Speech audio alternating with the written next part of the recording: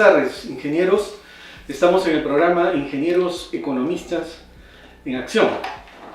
Estamos esta vez con la participación del ingeniero economista Nilton Silva Gil, quien desarrollará el tema la inversión pública y el crecimiento económico. Bienvenido, ingeniero. Un gusto. Tenemos Muchas gracias con por la nosotros a Carolina. invitación. Muchas gracias por la invitación. Muy bien. La primera pregunta tiene que ver con la relación entre la inversión y el crecimiento económico. ¿Cómo contribuye la inversión al crecimiento económico? Definitivamente que esa es una respuesta directa de que sí, la inversión tiene una explicación importante de lo que es el crecimiento, toda vez de que por definición, en macroeconomía definimos a la inversión como el mejoramiento o la recuperación de la capacidad productora de bienes y servicios en la economía, ¿no? Y entonces eso nos da el marco para poder producir los bienes y servicios que necesita la sociedad y satisfacer sus necesidades. Entonces es un componente importante y primordial. Muchos explican el crecimiento de las economías a través de la inversión. O sea, no hay crecimiento si es que no hay inversión, definitivamente. Muy bien. Y en nuestro país, ¿cuál ha sido la tendencia de la inversión en estos últimos años? Tanto la inversión pública como la inversión privada. Haciendo un balance de todos los años, creo que el rol que viene jugando el Estado peruano en promover las inversiones es importante, ¿no? Ya nuestro país ha entrado en una tendencia mundial, digamos, de poder utilizar el aparato del Estado para poder hacer políticas anticíclicas. Esto se vio por lo menos en la crisis del 2008-2009, donde el rol del Estado sí fue importante para impulsar, digamos, a través de inversión pública una política contracíclica. Entonces creo que eso se ha venido fortaleciendo y el Estado viene trabajando en eso. Si bien es cierto, en los últimos años ha habido una desaceleración en términos reales, que eso es lo que muestra la macroeconomía, en la inversión pública precisamente, ha habido una recuperación en el 2018 y creo que esos esfuerzos deberían continuar para poder, digamos, regresar a los ritmos de inversión que teníamos antes, ¿no? Excelente. Interesante. Bien, bueno, un placer tenerte aquí. Nilton Silva es uno de mis mentores a seguir en lo que es inversión pública. Gracias. En el marco normativo del decreto 1252 que crea el Invierte.p, ¿no? Ahora último, en febrero de este año se ha creado la directiva general de lo que es el Sistema Nacional de Programación y Gestión de Inversiones. Por favor, coméntanos un poquito acerca de cuáles son los cambios más relevantes que trae consigo esta directiva y también explícanos qué es el Invierte.p. Correcto. Bien, empezaré por la última pregunta. Creo que el Invierte.p es todo ese sistema de reglas y procedimientos que estamos obligados, en el caso de los servidores públicos, a aplicar cuando tenemos que hacer cualquier tipo de intervención que califica como inversión, es decir, para crear justamente esa capacidad productora de bienes y servicios que hablábamos. En este caso concreto, lo que denominamos bienes públicos. En ese marco, la última directiva que justamente ordena, digamos, todas las fases del ciclo, creo que ese es uno de los puntos importantes. Antes de esa directiva teníamos 3 directivas que regulaban la fase de programación, la fase de, en este caso, formulación de proyectos y la ejecución. Pero ahora ya tenemos una directiva integrada que creo que ese es un plus importante porque armoniza todos los procedimientos. Otro aspecto importante que viene en esta nueva directiva es el ordenamiento, a mi juicio, de todas las definiciones que se venían utilizando. Dado que Invierte.p es un nuevo sistema, entonces se han ido ajustando los conceptos, sobre todo en lo que son las denominadas IOR, que son estas inversiones de optimización, ampliación marginal, reposiciones y rehabilitaciones que se introdujeron con el Invierte.p para justamente poder agilizar las inversiones en el Estado. Esto ha sido un punto a favor y también, digamos, el énfasis que le da el Invierte.p ahora a la articulación con los otros sistemas administrativos. Es un reconocimiento de que el Invierte.p no está aislado y parte de, en este caso, el éxito que va a tener el Invierte.p es justamente que vaya ahondando en estas articulaciones con el sistema de presupuesto, con el sistema de contrataciones, el sistema de planeamiento. Entonces esa articulación la están volviendo vinculante y creo que eso es bastante positivo para poder hablar de gestión de inversiones. La política pública está siendo efectiva en este caso, ¿verdad? Considero que sí, porque ya vamos articulando. Si bien es cierto, son muchos procedimientos, es una tarea ardua, pero que se traduzca eso en las normas y empiece a ser vinculante, creo que es importante. Hay que ajustar los mecanismos, pero es un avance importante en ese sentido. Dime, Sí. bueno, vamos a entrar un poco a cifras. El Ministerio de Economía y Finanzas anuncia algunos proyectos: ampliación de la mina Toromocho, con una Correcto. inversión de 1.355 millones. El puerto de San Martín, dice, de Ica, 249 millones. La mina Quellaveco, 5.300 millones. Está el proyecto del puerto Salaberry, 229 millones. La ampliación del aeropuerto Jorge Chávez, 1.500 millones. La explotación del lote 95, 365 millones. Y la instalación de 6 bandas anchas regionales, 358 millones. En este marco de política pro inversión y considerando un contexto externo favorable, ¿cuáles son las metas previstas de crecimiento? Y además quisiera que nos señales qué otras variables impactarán positiva y negativamente en este crecimiento. Los ejemplos que has dado de estos anuncios creo que lo que van marcando es esta relación que nosotros tenemos siempre entre inversión pública e inversión privada. Nosotros vemos pues que los ritmos de crecimiento en términos de inversión, tanto pública y privada en los países como nosotros que estamos en vías de desarrollo, es recontra importante, porque si uno compara, por ejemplo, el porcentaje de inversión pública que tiene un país desarrollado, está por el 5%. En cambio, nosotros tenemos que superar, digamos, hasta el 10% o llegar a niveles superiores, porque eso exige nuestras brechas, justamente que el InvierTP habla de importantes errores. Entonces, en ese, digamos, vinculación entre lo público y lo privado, para que esto sea efectivo, yo estoy, en este caso, en varios espacios hablando de la necesidad de una institucionalidad en las inversiones. Es decir, no, cuando hablamos en los sistemas anteriores hablamos de una cultura de inversiones. Yo creo que es necesario hablar de una institucionalidad que le permita al Estado contar con esa institucionalidad en el tema de las inversiones, que esté blindado frente a estos choques, digamos, externos que puedan haber, dado que las decisiones se tienen que tomar de manera institucional, ¿no? Lo cual va a garantizar predictibilidad en el tema de las inversiones, pero sobre todo para no tener, digamos, porque con un ejemplo de repente se explica mejor y es bastante rápido. Cuando hay cambios de autoridades, siempre se produce un golpe a la inversión pública y la hace retroceder un poco. Entonces, no es una buena señal, o sea, hay cierta desconfianza. Exacto, entonces, pero consideramos de que eso, si se fortalece la institucionalidad de las inversiones públicas, de que las inversiones tienen que continuar al margen de quien esté, digamos, en este caso al frente de las entidades, es importante, y eso pasa justamente por blindar el sistema en algún sentido, por ejemplo, dándole, los jueces, por ejemplo, siempre tienen la autonomía, ¿no? Siempre he hablado de que ellos no le rinden a nadie, digamos, en sus decisiones.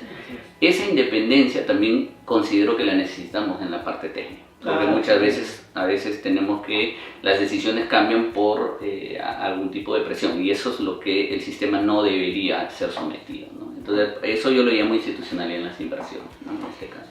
Bien, ahora Nilton, una vez entregados los activos y los servicios públicos a los beneficiarios de una intervención en particular, ya como bien lo has dicho, a través de una IOAR, un proyecto de inversión, lo que se busca posteriormente es evaluar si estas intervenciones han cumplido con los objetivos trazados inicialmente, y también si es que han cerrado de forma adecuada las brechas, tanto de infraestructura como de servicios, y a su vez si es que estos bienes y servicios fueron entregados de forma oportuna a los beneficiarios. En ese sentido, ¿cuál es el rol que juegan las evaluaciones ex post y cuál es su importancia para la toma de decisiones futuras? Creo que ese es, Carolina, un punto a agregar, digamos, en respuesta a la primera pregunta, que era, digamos, cuál es lo nuevo que viene también con esta nueva directiva, y es el tema de la evaluación ex post. Hay un tratamiento especial en eso, y creo que es importante porque, para hablar, por ejemplo, de carreteras, para mí carreteras es un ejemplo de lo que yo llamo infraestructura como servicio. Es decir, el Estado hace el esfuerzo, pone la carretera, y desde ese primer día que inauguran la carretera se empieza a prestar un servicio y se puede medir, digamos, la prestación del servicio. No sucede lo mismo con aquellos, en este caso, ejemplos de inversión pública, por ejemplo, en un colegio. En un colegio se inaugura el colegio, pero no tenemos garantizada la prestación del servicio porque depende de muchos de otros factores, los profesores, en este caso que los alumnos lleguen, etc. Entonces, hay ciertos factores que diferencian, ¿no? Entonces, a veces uno considera pues de que asumiendo de que esos proyectos, ya sean uno de educación o de carreteras, se hizo en el tiempo adecuado o en el tiempo previsto, con los costos previstos y en la calidad prevista, entonces diríamos, esta obra ha sido exitosa. Pero la evaluación ex post no mide eso. La evaluación ex post va a decir, ok, tú diseñaste una carretera, está ok construida, pero la hiciste para un flujo de 1000 vehículos diarios, pero ahorita están pasando solo 200. Entonces empiezas a medir el impacto en realidad que ha tenido en la prestación del servicio. Y a veces cuando pasas ese mismo ejercicio al proyecto de educación, por ejemplo, tú entregaste la infraestructura, entregaste el equipo, el colegio se inauguró, está bien, pero luego dices, oye, ¿cómo va la calidad en el servicio? ¿Cómo impactó en la transformación del servicio educativo? Entonces, el rendimiento de los alumnos, etc. Entonces, eso se tiene que medir y ver la contribución que tuvo la inversión pública en eso. Entonces, eso es relevante desde mi punto de vista y requiere mayores esfuerzos de parte del Estado, porque yo siempre contaba el caso de Colombia, que Colombia, por ejemplo, destina una buena parte de su presupuesto en su oficina de planificación para realizar estas evaluaciones ex post y sus resultados retroalimentan al sistema y en algunos casos podemos decir que son vinculantes. Es decir, si tú percibes algún tipo de error, entonces empieza a retroalimentar la política pública en inversiones, que es algo que nosotros estamos entiendo ya, ese es el espíritu de la directiva, yendo a ese camino, de poder hacer las evaluaciones y poder retroalimentarse el sistema, ¿no? Y perfeccionarse. En este caso. Bueno, en calidad total pues es la mejora continua, ¿no? Exactamente. Bien. A ver, Milton, y háblenos acerca de la importancia de los planes para el logro de metas y objetivos. ¿Qué hay acerca de ese Plan Nacional de Productividad y Competitividad? ¿De qué manera se relacionan las políticas expansivas con la productividad y la competitividad? Sí, estuve revisando, por ejemplo, porque el primer documento que fue público es la Política Nacional, ¿no?, de Productividad y Competitividad. Ese documento tiene uno de sus principales objetivos que yo lo vinculo directamente con la inversión pública, porque su objetivo es proveer de la infraestructura para la prestación de bienes y servicios. Está relacionado directamente a este componente de inversión y nos lleva de nuevo a lo que estamos hablando, a esa relación que tiene que haber entre inversión pública y privada. Y la necesidad de nuevo, yo reitero esto, de devolvernos a una institucionalidad en las inversiones. Por ejemplo, el Fondo Monetario Internacional mide o tiene indicadores que miden el nivel de institucionalidad que tienen las inversiones. Y uno de sus indicadores, por ejemplo, es cuál es el tratamiento que le da el Estado a las asociaciones público-privadas, por ejemplo. O sea, cómo va articulando, digamos, el rol del Estado con la participación de los privados, que es un mecanismo, en este caso, que nos va a ayudar, en este caso, a medir, en este caso, el desarrollo de las inversiones. Entonces, yo creo que organizar, digamos, toda esta estrategia en un plan es algo positivo.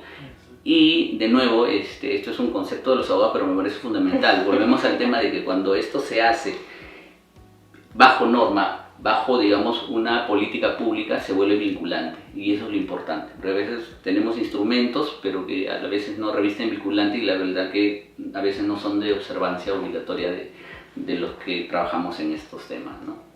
Bien, finalmente, como última pregunta, bueno, sabemos que a través de las diferentes fases de lo que es el ciclo de inversión, tenemos la programación multianual, la formulación y evaluación de las fichas y los estudios de preinversión, también tenemos la ejecución propiamente dicha y la fase de funcionamiento. Nuestros proyectos de inversión sufren una serie de dificultades, limitaciones, problemas. De ahí que algunos entendidos en la materia nos dicen que el problema principal radica en una mala concepción técnica desde la idea del proyecto, mientras que otros expertos nos dicen que es la falta o el inadecuado seguimiento y la falta de profesionales ad hoc. Por favor, ¿podrías indicarnos cuáles crees tú que son las principales causas que originan que los proyectos no sean exitosos o no lleguen a cumplir los objetivos previstos? Bien, yo partiría por lo final que dice Carolina, es de hacer una definición rápida de qué consideramos cuando un proyecto, o en este caso más concretamente una obra pública, es exitosa. Entonces nosotros podemos decir es aquella que, como lo dije al inicio, ¿no?, se ejecuta en el tiempo previsto. a un costo razonable, o digamos en este caso, y a la calidad que uno espera, y empieza a prestar el servicio de manera como lo requiere la población. Sin embargo, para llegar a eso, no puedo evitar mencionar, por ejemplo, el tema de los Panamericanos ahora. Ah, claro. Por ejemplo, en los Panamericanos se puso una fecha límite y no negociable, que se tenía que entregar infraestructura para poder realizar los Juegos Panamericanos. Entonces, a nadie le queda duda de que eso ha sido exitoso. Exacto. Todos estamos saludando, y qué bueno que haya sido exitoso, porque eso es muy importante y una señal. Pero en términos de inversión, sí hay, en este caso, a mí me dan ciertas señales. Porque en un artículo que sacó el diario El Comercio se preguntaba ¿cuál es la clave? ¿Por qué, en este caso, no respondiéndote de manera inversa, no por qué fallan, sino por qué son exitosos de repente algunas obras, ¿no? Un poco invirtiendo tu pregunta. Ajá. Entonces, lo que ellos decían es, el éxito son los NEC, en este caso, que son los New Engineering Contract, que es un nuevo modelo de contratación que lo definen como un instrumento ágil que prioriza el plazo. O sea, le dijeron, va a tener un plazo y los alcances están dados, y este es un contrato flexible, lo definía. Entonces, obviamente, cuando tú tienes una fecha límite, cuando tú necesitas priorizar el alcance y lograr antes de esa fecha, entonces ese tipo de contratos te permite inclusive resolver las posibles controversias que ocurran en el proceso. Entonces yo inevitablemente me pongo a pensar en un gestor público con un gobierno local que tiene que gestionar una obra y se rige a otras reglas. Entonces yo creo que sí es necesario que tengamos que ir mirando en una suerte de benchmarking cómo es que son las otras reglas para hacer obras y para hacer gran infraestructura en el país, porque podríamos aprender y de repente con esa mirada transformar nuestras reglamentaciones. Porque, por ejemplo, hay algo que a mi juicio está pendiente en el tema de inversiones públicas, para hablar un poco de por qué, una explicación de por qué podría ir fallando es, en primer lugar, si es que nosotros hacemos una preinversión, declaramos viable, pasamos a lo que ya conocemos los ingenieros, que son el expediente técnico y todo el proceso para hacer la obra. Ese instrumento de expediente técnico tiene un contenido que está claramente definido en el reglamento de edificaciones, en las normas, y no nos cabe duda de cuál es el contenido. Lo que no tenemos de manera parecida es cuál es el contenido de ingeniería de un estudio de preinversión. Y nosotros encontramos ahí que unas entidades te piden ya casi el expediente técnico, que no, a mi juicio, no es el objetivo en la preinversión, y hay otras que te exigen ya demasiado light, por decirlo en algún sentido. Entonces yo creo que en cada sector se debería normalizar ese aspecto, porque eso es importante y crucial para poder definir, como señalaba en este caso, la concepción técnica del proyecto. Entonces ese es un punto importante que se debería, a mi juicio, ir mirando en estos aspectos, ¿no? Muchas gracias.